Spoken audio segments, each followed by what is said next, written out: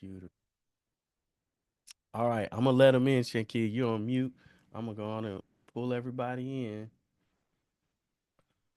Okay, no problem. All right, welcome, welcome, welcome. It is good to see everybody today. I hope you're nice and warm somewhere in Alabama and other parts of the nation. And I'm gonna tell you why we're speaking about that right now. Um, but we're just so excited to have everybody today to attend this continuing education training. We've got a special guest that we're excited that is going to be speaking to us. Um, and just for housekeeping, we want you to keep in mind what's going on, Ruthie. Good to see you, Ruthie. All right. Just to keep in mind, excuse me, that we will try to get these CUs to you within the next couple of days. Uh, the end of the week is the latest, but we've been doing pretty good to get them out within a few days, if not tomorrow. And so, if you have not received your unit, certainly email us at support. This is going to be the best email at Aspire Counseling al.com. And so that's where you want to contact us if you have any trouble with getting your continuing education unit.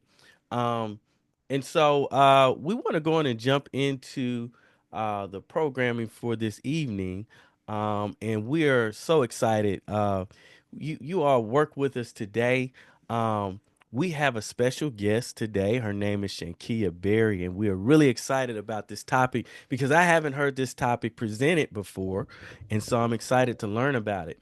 But we need to give you a heads up is that Chankia, she is in a different part of Alabama. I forgot what part of Alabama, but Auburn, Opelika. Auburn, Opelika, and any of you who are out in that area already know what I'm about to say. It's a lot of snow going on. We got ours in Huntsville a week or two ago, but it's out there, and so we really appreciate you coming through for Shankia. Shankia, her lights are out. Heat is an issue. They came back on for a flash second, and she still called me and said, "Hey, I'm going to do what I can. If I've got to be in my car, I'm going to show up because I want to be here to present for the people because she's got some important stuff, some important information. I'm so loose to talk about tonight. So we're not going to delay any longer. I'm going to go on and get into the bio, and I'm going to hand over the mic to Shankia because we've got some things to talk about tonight. Um, and so Miss Chankia Sherelle Berry is a native of Auburn, Alabama. She obtained her bachelor's degree in social work from Tuskegee University, and then she went on to earn a master's degree in social work from Berry University in December 2014. Currently, she is enrolled in the Veterinary Social Work Certificate program at the University of Tennessee. Within this program, she is interested in animal assisted interventions. Her interest in veterinary social work was sparked while she worked with the Division of Aging. As a former adult protective services employee, one of her tasks included working with the elderly or adults with disabilities. In this role, she continuously was exposed to cases of animal neglect due to hoarding. And with the continuous cycle of a multitude of cases dealing with animal neglect, this area led her to a slight sense of compassion fatigue. Anybody ever experienced that? This aspect of compassion fatigue led her to want to combat this area by assisting others and increasing people's knowledge of animal neglect and compassion fatigue within the veterinary profession.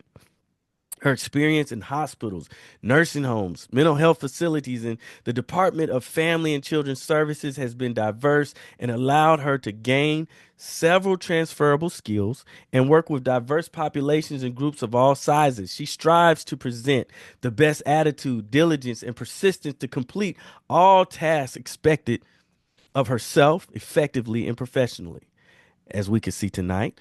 As a very proud mom of Phi Alpha National Honor Society, it is her goal to build effective and productive working relationships with internal and external clients. Without further ado, we're going to hand it over to Miss Shankia, and we appreciate you. All right. All right. Hello, everyone. I'm so grateful to be here. Um, I see some people in the chat like they're in like Gulf Shores, and I saw someone else on here say they're in Auburn. So I'm so happy to be here. It's not the snow's not the problem, but someone, of course, down south we don't get a lot of snow. Someone hit the power line close to my house, so that's why I don't have any power. So if my video, if I appear dark or comes back out, I'm burning a candle and I have a little desk light that I'm using. Um, Good evening. Hey, Michaela from Madison. So I'm so happy to be here with you all tonight. Uh, Choa just gave, my bio, but again, Shankia Berry. I'm a native of Auburn, Alabama. I graduated from Auburn High School. And one thing that I need to add in my bio of why animal assisted interventions is also near and dear to my heart is because he's now a 6-year-old son. His name is Hunter Chase. He was diagnosed with hydrocephalus in utero. If anyone's familiar with that condition, he was born with excessive fluid on his brain.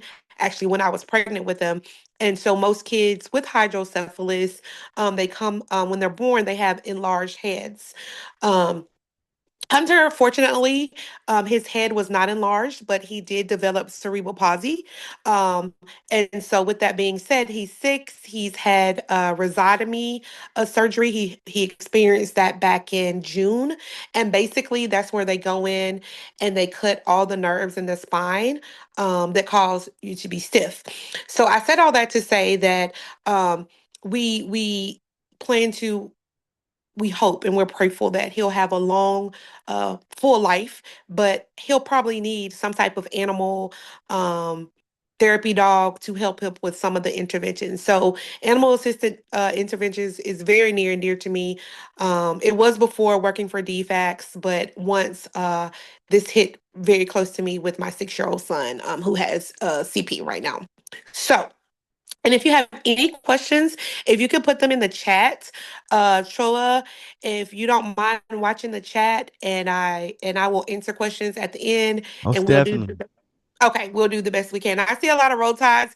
Yes, I live in Opelika, Auburn area, but I am a roll tide fan, y'all. Just gotta put that out there. So roll tide.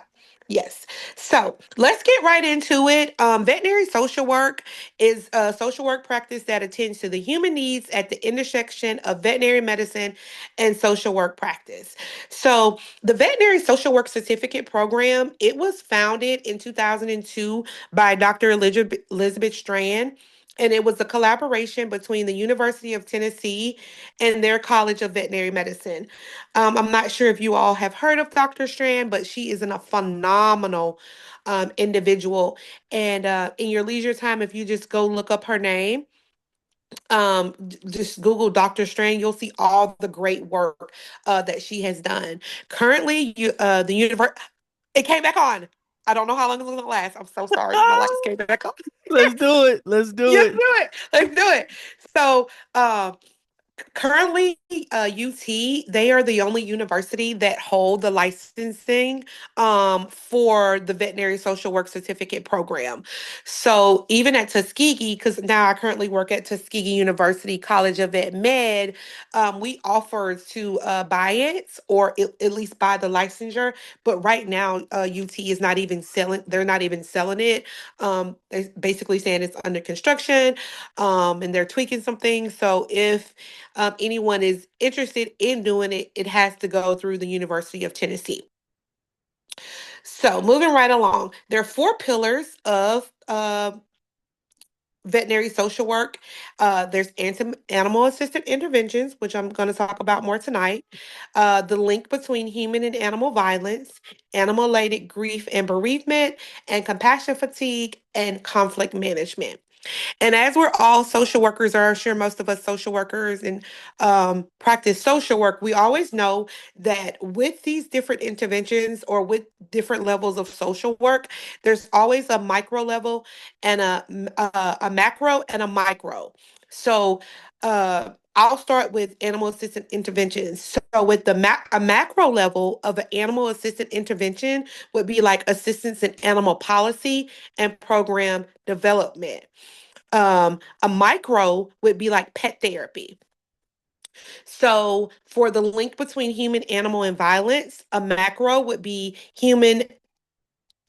animal cruelty legislation, like people fighting dogs. If anyone, I'm sure people are familiar with that, but dog fighters.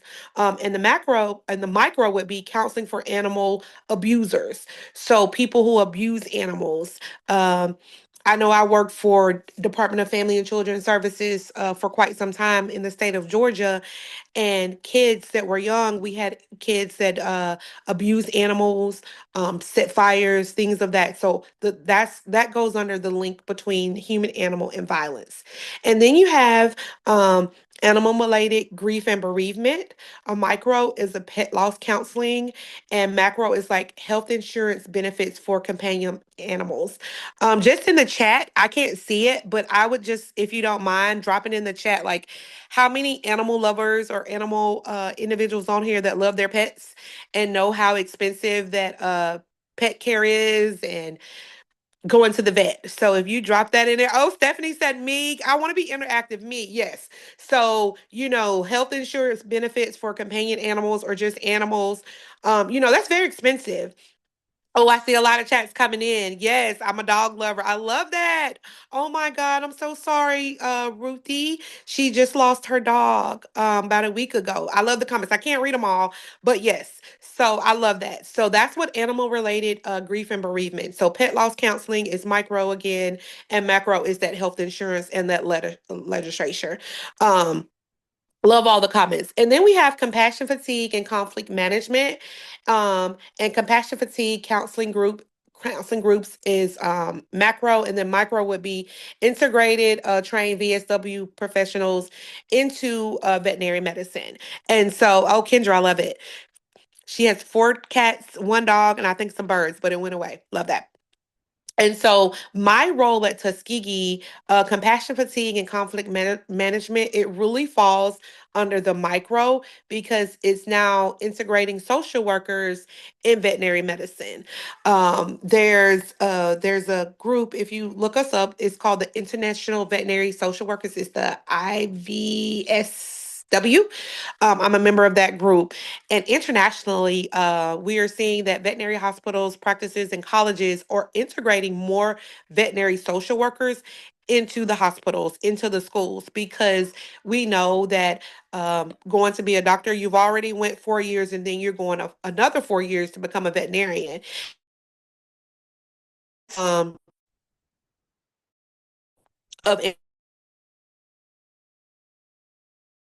capacity, these clients 1 to 8 years of their life, and we see on a consistent basis, it takes a toll on you. And of course, they're in veterinary medicine. So my role, just a little bit about my role at Tuskegee University, is unique. I am there for student, staff, faculty, and clients. So on the student part of it, it's just like when the first years come in, they have a have you ever heard of imposter syndrome? I'm sure we all have a lot of imposter syndrome. Most of our students come in, or most veterinary students come in, and they try to apply a lot of practices that they use in undergrad. And it doesn't really work out because it's a fast paced program and you're getting a lot of information in a small amount of time. So basically, just understanding, why am I not getting it? I used to show up in college and didn't have to study. It's just not like that. So I see a lot of individuals on that basis. Things going on back home. A lot of they come from all walks of life. A lot of them are first generation. So just being the first in their family and feeling that pressure, is that's on the student side. On the faculty side, it's more so of trying to help them understand the students and where they're coming from. And then on the client side is when clients bring um, their patients into the hospital, um, just if they have to make decisions about euthanasia, what type of treatment to get. And then sometimes we know that doctors use big words. So I'm there to help kind of break that down for them. So, any questions that you have before I move along, please put them in the chat so I can take a look at it really quickly. But that's the human animal. I'm sorry, that's veterinary social work. In a nutshell, it's four pillars, and that's how they all work. So currently, I have completed all my assignments for the veterinary certificate program, but what I'm working on now is my keystone project.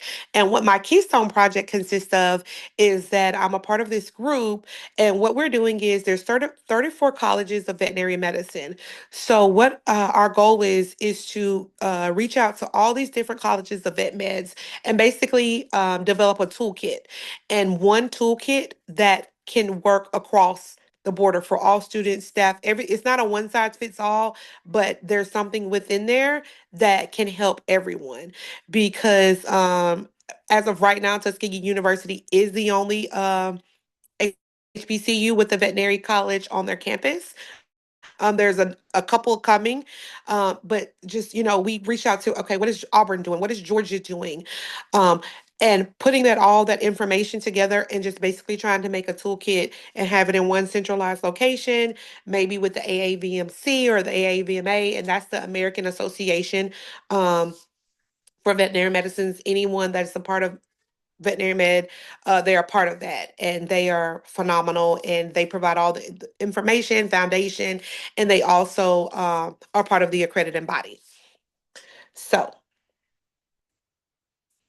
moving right along, has anyone ever and this could just be questions in the chat, do we have any OG social workers in here that started with like DHR, DFACS, um and have been in situations where maybe a family or a mom and a child, they need to leave, or it would be the best situation for the child to leave the home, and they wouldn't.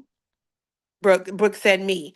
So when you think about animal assistant interventions and how it and veterinary social work and how it relates to social work, it's like, you know, some people, and that's just one situation, they won't leave their animal. If a shelter or wherever they're going will not take the pet, they're gonna stay. And a pet is a part of the family. It's a part of the family unit. And that's very important to them. So I think that's very important to think about too when we think about veterinary social work. So, the objectives tonight, I should have said them first, is to learn how animals assist in social work interventions, to understand how to obtain a social work certificate, which I kind of just talked about, and to also determine how to incorporate emotional support in unconventional ways. Anybody here familiar with Children's of Alabama? Oh, I like Meredith's comment. She said people in addiction 10 and it went away. But yes, so I brought that up just because CHOA, when we talk about non-traditional ways, is because the University of I'm sorry, Children's Hospital, I'll start with them. They have a medical dog program. And it's called the Hero Program, and it's a certified statewide facility dog program to assist victims in the throughout the criminal process. So the Office of Prosecution Services execute the program, and it's funded by a grant awarded by the ADECA. And children's, if anyone is up in that area, they have a program that can definitely help. It's called the Alabama Hero Program. So if you have families that you're working with, and you think that that would be something, it might fall under the Hero Program, definitely look that up. And they offer that at CHOA, and they offer an animal assistant program as well, and they help patients cope with healthcare experience and navigate their healthcare journey. So I was talking about earlier, my son Hunter, who went through rhizotomy back in June. They had therapy dogs that came. They're well trained dogs. Most of them are labs. Labs are good. I love a lab. And they come in and they're just so gentle, and the children just rub on them, and they feel the space, they feel what's going on, and they provide that type of comfort and therapy that those kids needs. And me sitting there, being in the hospital for weeks at a time, and seeing sickness and different things that are all time high, just being able to have that type of comfort support, it was helpful to me. So that's one of the non-traditional ways, just like in hospitals.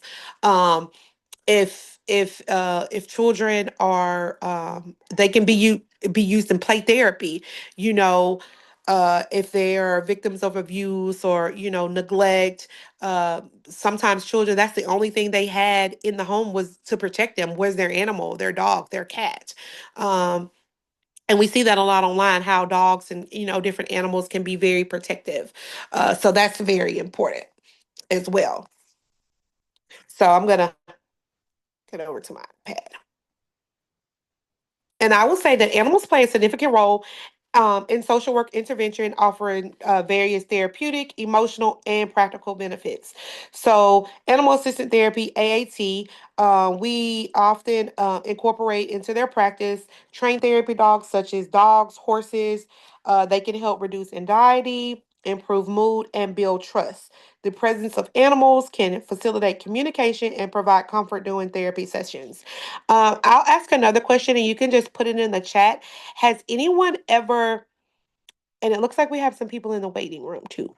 Has anyone ever used animal assisted therapy in their practice? Yes. So, okay, I see a couple of yeses. Okay, that's good. And horses are really well. Oh, daily. Angel said daily. Oh, so Candace said no, but we need to do it at the VA. Yes, definitely at the VA. Service dogs. Yeah. My job, best job ever. I love that. I love that. So you all are familiar with animal assistant therapy and how these trained therapy animals, such as dogs and horses, can help reduce anxiety and improve mood and build trust. Unconditional love and companionship. A lot of people in the chat were talking about, their animals, their fur babies, um, dogs, cats, birds, that emotional support that they provide is beneficial to all of us, whether we're having a good day or a bad day, experiencing loneliness, depression, or trauma. One of the things I reflect on that was hard for me when I worked for Department of Aging was that one of my jobs as a social worker there was to visit people, individuals 18 and older with a disability. And one of the most frequent calls that we got was animal neglect. But it turned out when I got there, it wasn't really animal neglect. It was individuals who were spending their last. They would rather not get their medicine to make sure that their dog ate, or their dog or their cat or whatever they had the medication that they needed. And if it was neglectful, if they were unable to take care of themselves, then it was my duty to work with different shelters and animal control to have the animals removed. That was one of the hardest jobs ever. I think it was more so harder than even DHR, working with children and families, because we know that we would work out a treatment plan, we would go to court, and to reunite that family, that child with that family. However, with these removing these animals, they would go to shelters. If they couldn't get adopted, then they might have to be euthanized. So it was like I'm taking away their last piece of hope. So that in itself, um, doing that was very stressful on me. And then if they had animals who the landlords were saying no, they can no longer be there, or it's against the lease, or had a lot of animal hoarding as well. So just as we see it on the human side, have seen it on the animal side as well. So, skill development, interacting with animals can help clients, especially children and individuals with special needs, develop social skills such as empathy, responsibility, and communication. I think that's very important when we think about young children develop can assist them there. Stress reduction. Think about because I see a lot of comments in the chat about people having animals and fur babies, how just getting home to your fur baby and realizing that they're going to make it all right, or they sense that animals can help lower cortisol levels and increase levels of oxy, ox I cannot talk right now. Whatever, leading to reduced stress and anxiety for both clients and social workers. Sometimes when you build a rapport with these families, we often concentrate on the mom, the dad, the children, but every time we go, we see a dog there or we see a cat there. I think just paying a little attention to them is also beneficial. In the animal hospital, what I've learned in the veterinary social work space is that we have a lot of, not in my clinic, but I'm also a field instructor for an individual that's at UT, but she's actually doing it, Joa, in Huntsville at an emergency clinic. And this is a short story. So one a dog came in, lethargic, throwing up, pooping, all kinds of, and so they run. People don't might not realize, but they run different drug tests on the animals to see. The dog came back positive for like heroin, cocaine, met for a bunch of different drugs. So when we think about conflict of interest, she is a social worker. She works for a social worker agency in Huntsville, but she's there at the clinic as a student from UT that is working in the veterinary social work certificate program, and she was torn. She called me. She was like, Miss Berry, I don't know what to do. I know this mom has kids. She came in with kids. The dog tested positive for all these different things. How can how can I remain, you know, in the frame that I was that it needs to DFACS or DHR needs to be involved.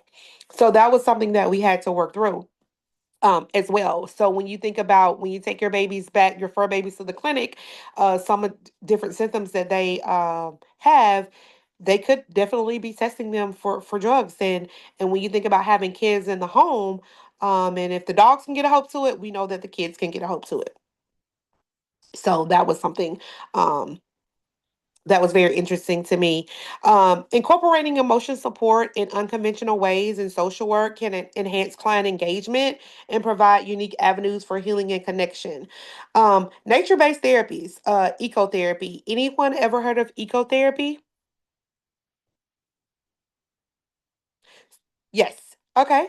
So basically, it's just like, thank you, Leslie. So basically, it's just like engaging clients in outdoor activities, like gardening, hiking, or nature walks, can boost mood and reduce feelings of isolation. At the vet school, one of the things, oh, Layla says she does. Come back. Okay, Ryan. Okay, yes. So nature-based therapies are, how you can incorporate emotion support. One of the things that I learned as a DFACS social work, I keep saying DFACS because I always practice in the state of Georgia, and we call it DFACS. You have to meet people as social workers. We know you have to meet them where they are. So unconventional ways is what you have to do. If I have to meet you, I had to meet families in the parking lots, at the school, at the light bill place, wherever. Um, we got to see these kids. We got to make sure that these kids are okay. And I said that to say that as a veterinary social worker at a institution of higher learning now, sometimes when they come into the office, they feel like, oh, well, I don't want people to think I'm crazy or this or whatever. I was like, okay, let's go to the farm. You want to go sit in your car? You want to go to Starbucks? So just, wherever you need to go to get what you need to help the individual or the family. Whatever we have to do. Any past DHR workers here tonight that understand meeting people where they are? Put that in the chat. maybe not. Okay. Goats and llamas. Okay, Kiva said yes.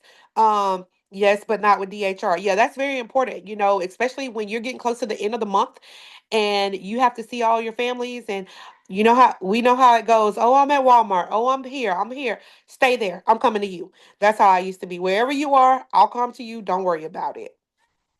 Um, Art and creative expressions. It encourage clients to express their feelings through various forms of art.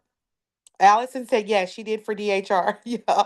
Um, express their feelings from various forms of art, painting, drawing, and sculpture. Art can serve as a powerful medium for self-expression and emotional uh, expression. So, if we think back to traditional social work and to young children or teens or adults or whoever you're working with, sometimes when you go in a room with them or when they're going to you're working with them, I know a lot of times in practice we give them like um, pencil and paper, crayon markers, and they start to draw. And when they start to draw, they're really drawing out things that are going on around them. And from that picture, you can find out who's in that family, what's going on in that house. Um, Kids are very creative. So I think that art and creative expressions are very important, a part of non unconventional ways when it comes to vet social work. Storytelling writing facilitate storytelling workshops where clients can share their expressions. Writing poetry or journaling can also provide therapeutic outlets for processing emotions. A lot of times, um, I know I see a lot of things online. It's so funny when kids have to, what does your mom do best, or what does your dad do best, or things like that, and they write down some stuff at school, and then it's like, oh wow. I know through COVID. If anybody worked for DHR DFACS during COVID days when all we had was this video, all kinds of things were going on. And you talking about some unconventional ways to practice social work. I was like, wow, it was a lot going on. And from 2020 to about 2022, Allison said most definitely yes. And when we were trying to do home visits, walk through the house with the video camera, and who's that person, people walking in and out. So that's a unconventional way or non-traditional way that during COVID we had to adjust, especially, like I said, DHR workers. How do we still meet the needs of the families, make sure that the kids are safe, and figuring out who are all these people in this house when mom or dad or whoever is walking around with this video camera. Another way is movement and dance therapy. Integrate dance move as a way. It can particularly be effective for those who may struggle with verbal communication. My son, who has CP, he has limited communication. He says certain words, but I don't know what it is. But when it comes to music, head, shoulder, knees, and toes, all those things, they come to him. So music is dance movement, and music definitely is a way that he has learned or he has increased his speech. Um, Body centric practices like yoga, tai chi, can provide clients with ways to connect with their bodies, promote mindfulness, and enhance emotional regulation. So those are a few, and then peer groups. Establish uh, in emotion for in motion for emotion. I love that, Cora. That is so great. Right, it comes out, and you can tell if you think about people dancing in videos and things like that, or when you get to moving, or even us when we're in our own bathrooms or in our own place, we get to move, and it's just like things are coming out. I love it, love it, love it, love it. But peer support groups. Anybody on in the chat ever started a peer support group? Focusing on shared experiences or challenges, enabling clients to connect and share emotional support in a relaxed environment. Ruthie, yes. Ruthie is on it. Yeah, we need Ruthie, drop your information in the chat for everybody. You got a yes for everything. Angel said yes. That's very important. That's one of the things that I'm working on right now is peer support groups. Within the community. It's just trying to establish Tuskegee is in a very rural area, and so they have a lot of livestock and herds and stuff like that, but it's way out in the um, outskirts of the county. And so they need that support out there to understand that, hey, you're not in this alone. You got to think about it right now. I can only imagine what they're thinking about the cows and the horses and all these things. Okay, Ruthie, hopefully we'll save the chat and we definitely got to connect. I love that. She's in Birmingham, and they, just having that support group to call, having someone to call to say, hey, just checking on you, checking on your herd. These are, unconventional ways that work in veterinary social work, especially in extreme temperatures like now. You can't bring your cow in the house, of course. You can't bring your horse in the house, and if you don't have, you might have a few stables, but if not, these are things that people, become very sensitive over because they're thinking about their animals. If I'm sure the world has, we've all watched something about the LA fires. I know I've seen people trying to save their animals. It was just devastating of how they would risk it all if they can just have their dog, their cat, their horses. If you've seen any video, I've seen a lot of videos online about that. And then digital and virtual support, online platforms. The one that show is hosting tonight. I love that. Create virtual support spaces for clients, and not only clients, for social workers in practice to attend so we can all connect. We're all from all walks of life, different parts of the state of Alabama. I see someone said they were from Virginia, but like, what are the practices like? What are you doing in Virginia for this particular thing, or what are you doing in Alabama, or what are you doing in Georgia? Online platforms are very important, um, as well. So we have about 25 minutes left. I know I've talked a lot. I want to take a moment to see, does anyone have any specific questions for me? If you can put them in the chat, because I want to make sure that I have enough time to answer questions. Ruthie asked earlier, and I don't know if you answered it, but she was wanting to know if the VSW program uh, is offered in Tennessee.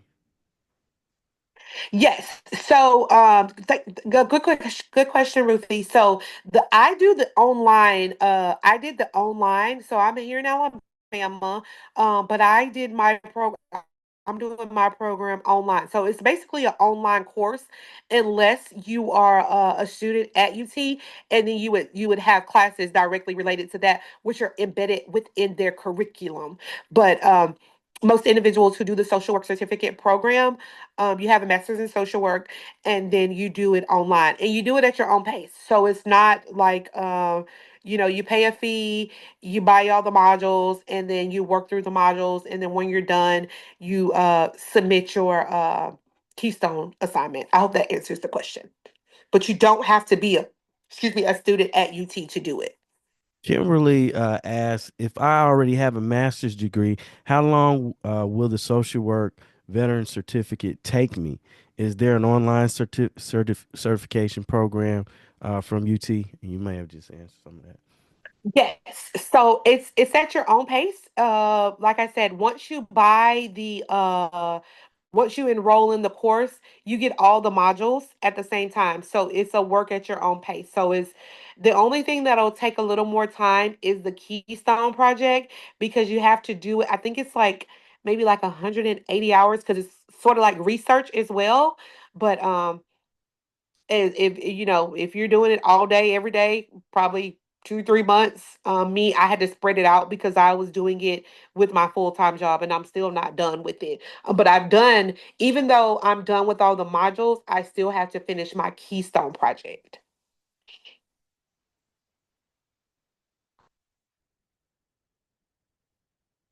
So I hope that answered that question.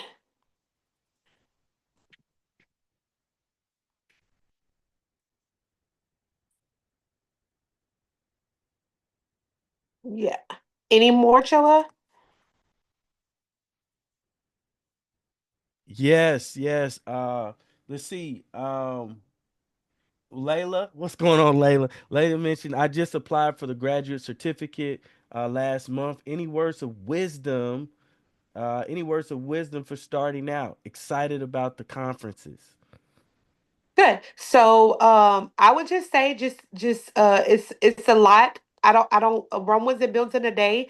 So I would say don't try to rush and finish it. If it's a certificate program, if it's work at your own pace, then definitely just do it at your own pace.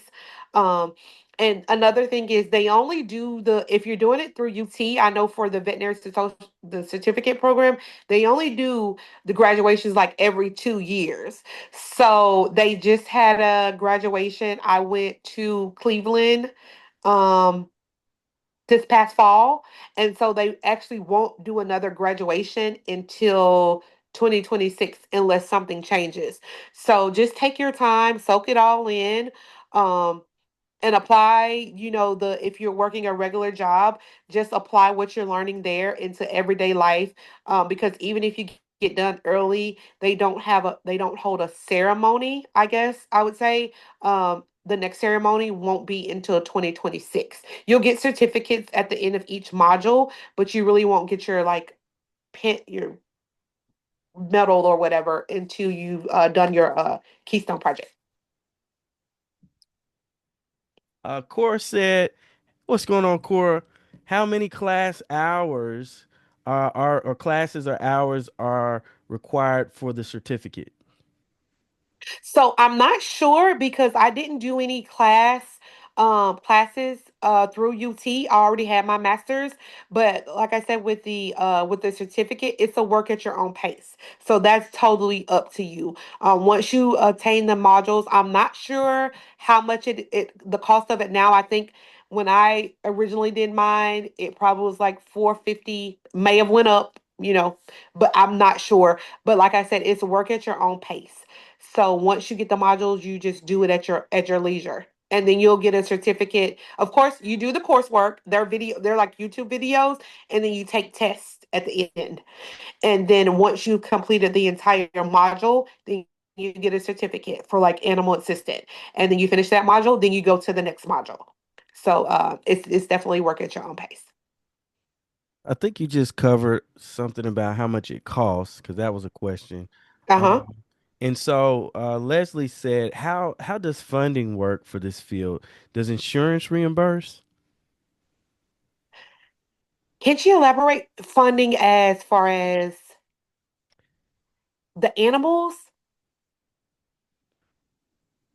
She She said, probably I think she said yes. So yes. Leslie, I'm not really sure about that. I know that we have animals that come to our clinic that have some type of private insurance, but how exactly it works, I'm not sure. I'm not really on the billing side of it. Um, so I'm sorry, I really don't know how the funding how that works. But I'm sure I know that there's a couple private insurance agencies that offer pet insurance, but the cost of it, I'm not sure about the cost.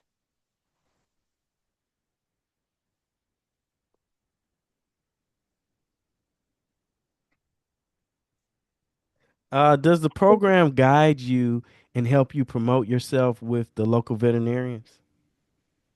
So, not with the local veterinarians. So, we have a listserv.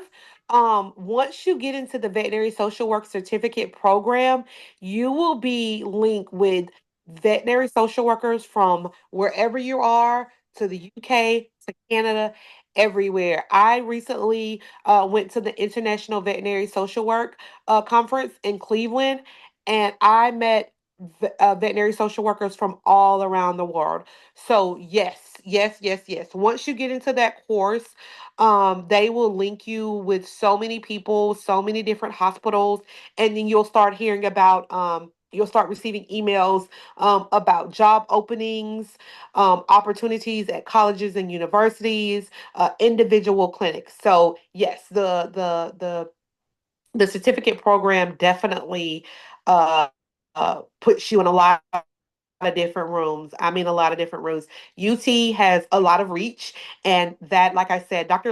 Elizabeth Strand, like this is her baby, and she is known internationally. So it's definitely worked it. I never, when I first started doing veterinary social work, when I told people I was a veterinary social worker, my friends were like, "What are you, Dr. Doolittle, a dog whisperer?" I'm like, "No."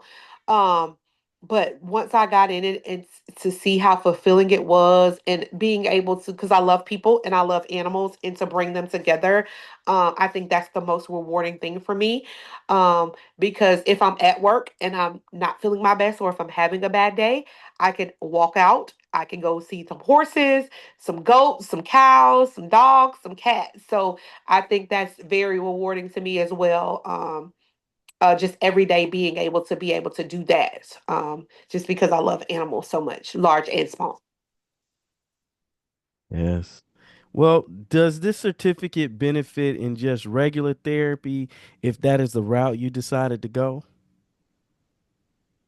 Well, I think it would be beneficial if that's something that you decide to use within your practice. If you decide to do some type of animal assisted interventions, or pet therapy, or if you're working with clients or families, um, and you're familiar with how to incorporate animals in part, or integrate animals into the system that you're working in, I think it could be very beneficial, because it shows you traditional and non-traditional ways to be able to integrate animals. So even if you don't want to be a per se a veterinary social work, but you want to learn different interventions of how to bring animals into therapy, very beneficial. I would say yes.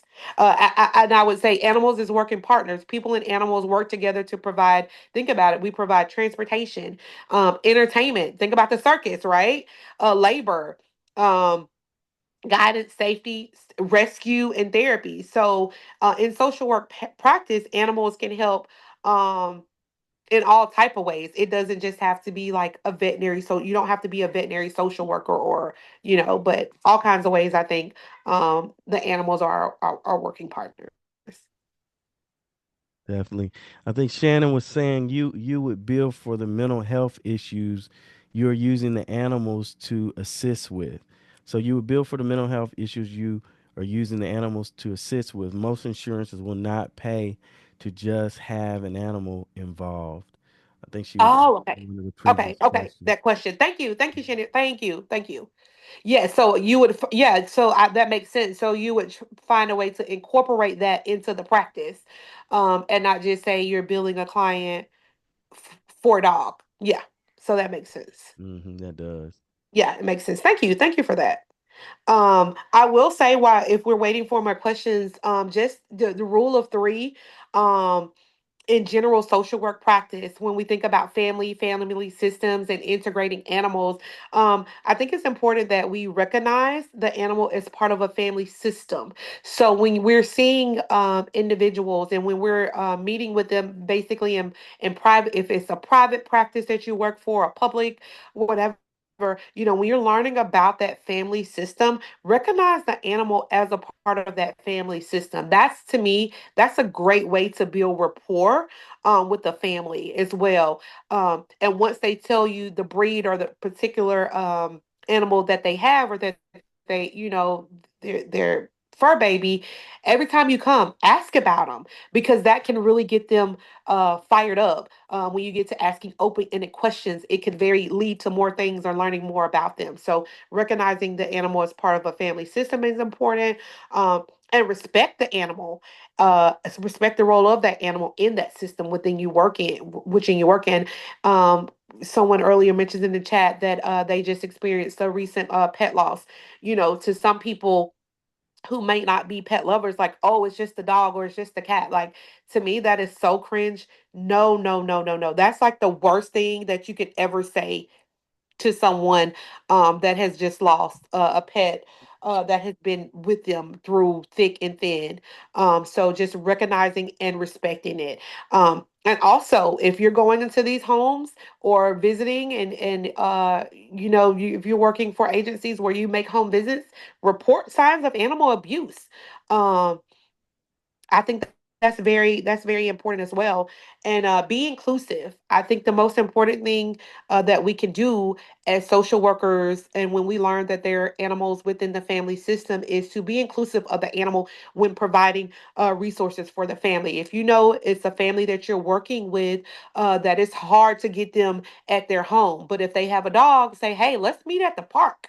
I mean, I know sometimes we have to go do the home visit to assess the home, but at any time, like, can we meet at the park down the street? So they can bring that animal with them, whether if it's dog, cat, a small animal or whatever, with them. I think that's very important as well. Most definitely. I got a couple more questions. Oh, sure. So Madison with the beautiful dogs says, do you have to have your bachelor's or can you work towards it at the same time? Madison, good question. So I'm not really sure about that. But now that I have power, I let me thought that see. looked like power. I was not sure. I was Yeah, like, yeah, yeah, yeah. I can turn my other little light up. Yeah, now that my power has been restored, um, I'm not sure, but I want to make sure that I provide the right website because, like I said, you only can get this from the University of Tennessee. Social work certificate, yeah. And at UT, and so they're I'm sure they'll have that on the site because I'm not really sure if you can have a bachelor's or just have a bachelor's. But like I said, when I did mine, I already had my master's and well, my bachelor's and master's in social work. But yeah, if you go to the College of Social, are you able to share the toolkit to share more information? Can you read Leslie's question? I think she has a good question, but it cut yeah, off. Okay. yes. Leslie says, are you able to share more about the toolkit for your Keystone project? Oh, sure. So basically, what this toolkit is not set in stone. Like I said, we started with every College of Veterinary Medicine. SAVMA is one of the biggest clubs that they have within VetMed, which is it's like a student. Let me tell you exactly what it stands for because I don't want to mess it up. So SAVMA.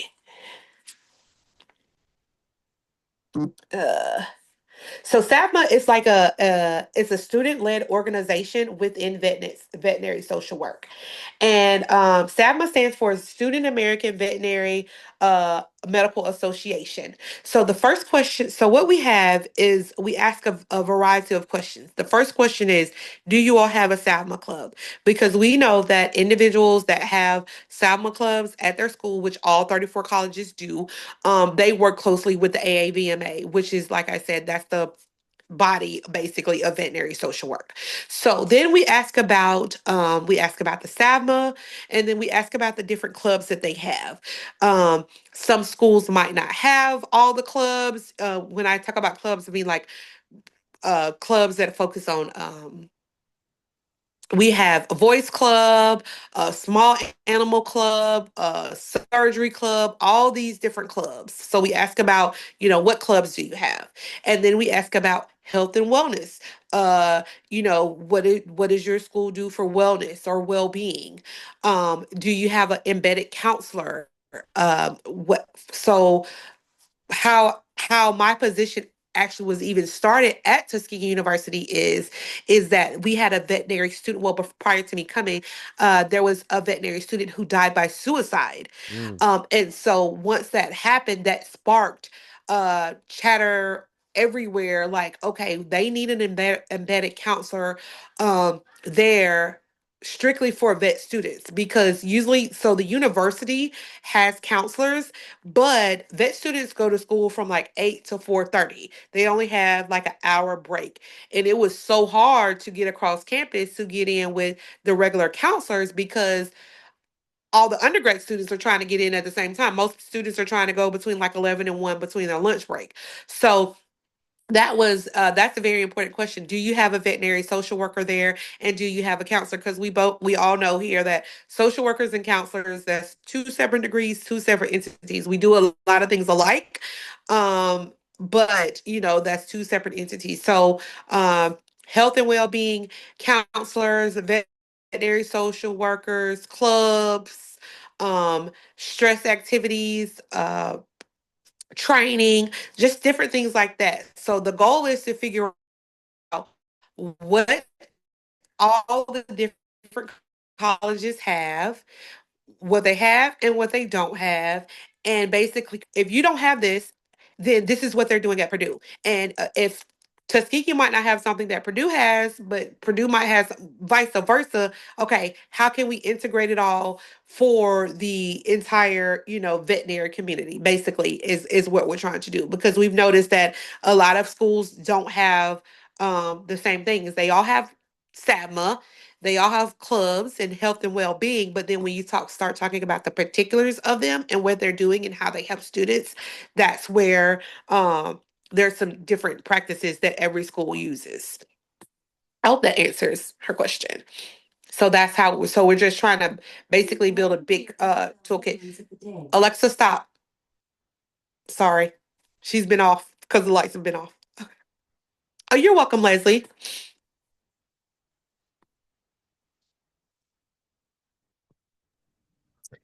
Is there a particular licensing requirement? Elaine was wanting to know what social work license is required for this program, LMSW or LICSW, or is there a license requirement?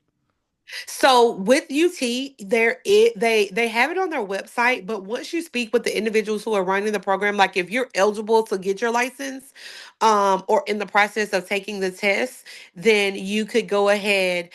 They'll traditionally they'll let you go ahead and start the program, especially if if you graduated from an accredited school of social work, then you're eligible to obtain your license. Then they usually do the go ahead and allow you to take the course, and you'll let them know that hey, I can sit for my license or I've been approved for my license.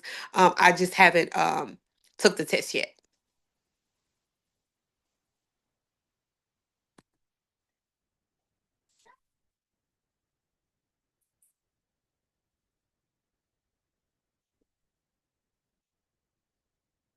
Any more questions?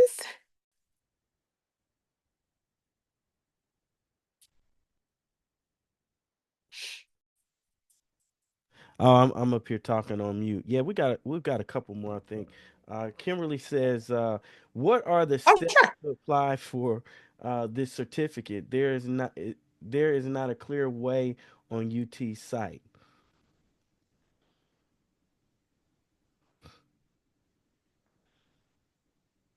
Yes, so you would find the let me go to it. Social work. And I don't know if I stated, I'm sorry if I didn't say that at the beginning. So what I did, how I even got connected was once I got hired, Tuskegee, well, the dean of our college, she reached out to Dr. Pamela Linden, who is a professor at the University of Tennessee, and basically she was my mentor. So that's how I even got connected. Like I never knew that I wanted to be like a veterinary social worker. The job came open. I was like, "Oh, I think I can do this. It makes sense." And then they set me up with a mentor, and then she kind of guided me on what to do. And like I said, excuse me, she worked at UT. She still does work at UT. And so that's how I was introduced to the program. So I'm looking right now. It says, yep, you do have to have a master's in social work. Um I'm trying to see how to apply. Yeah. Price charting, they have. So if she goes down, if you type in veterinary social work certificate program in Google, it should take her to the site.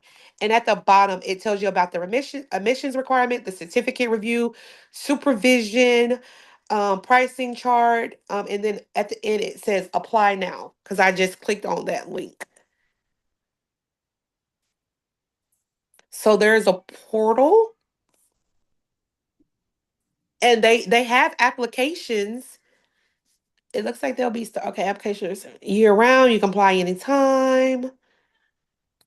And Layla mentioned that she was able to submit everything through the website. She said it was Okay. pretty straightforward. Uh, Okay. She's doing a postgraduate certification. Okay. Yes. So just make sure if you when you put it in Google, just put in Veterinary Social Work Certificate Program on University of Tennessee. And sometimes I know they have like little ads or something up. So just make sure you're clicking on the UT site.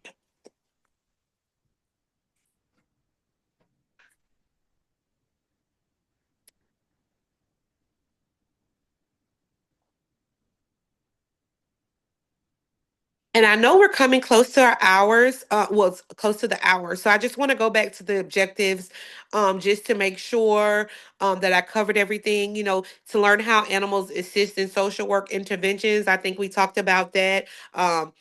Just therapeutic relationships, animal assisted therapy. They help cope with stress, trauma, depression. Um, Also, when we think about children in foster homes, they can help comfort children in foster care, or individuals recovering from abuse, or long term illnesses. Also, building relationships and trust. I think that's very important. Um, I think that's very important as well. Oh, you're welcome for the great information. Um, when we talk the next one was how to obtain. We talked a little bit about that. It's all, like I said, all licenses is done through the University of Tennessee.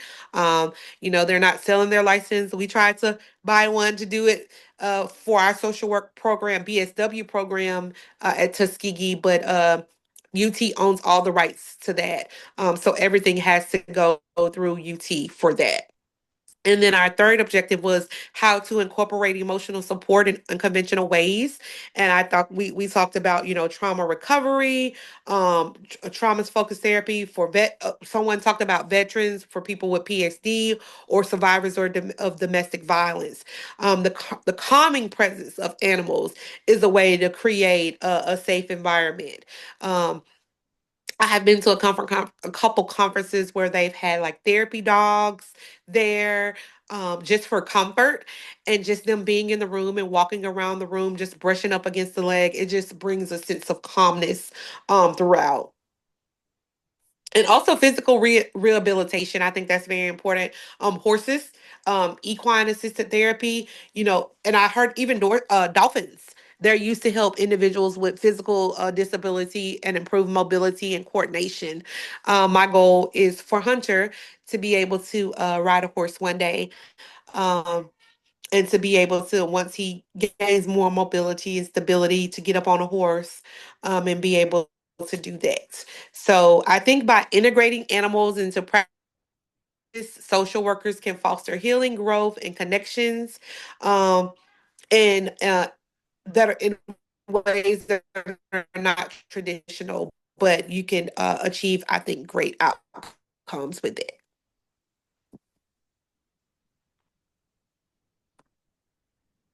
All right, all right. Let me see if I can get my video back on here.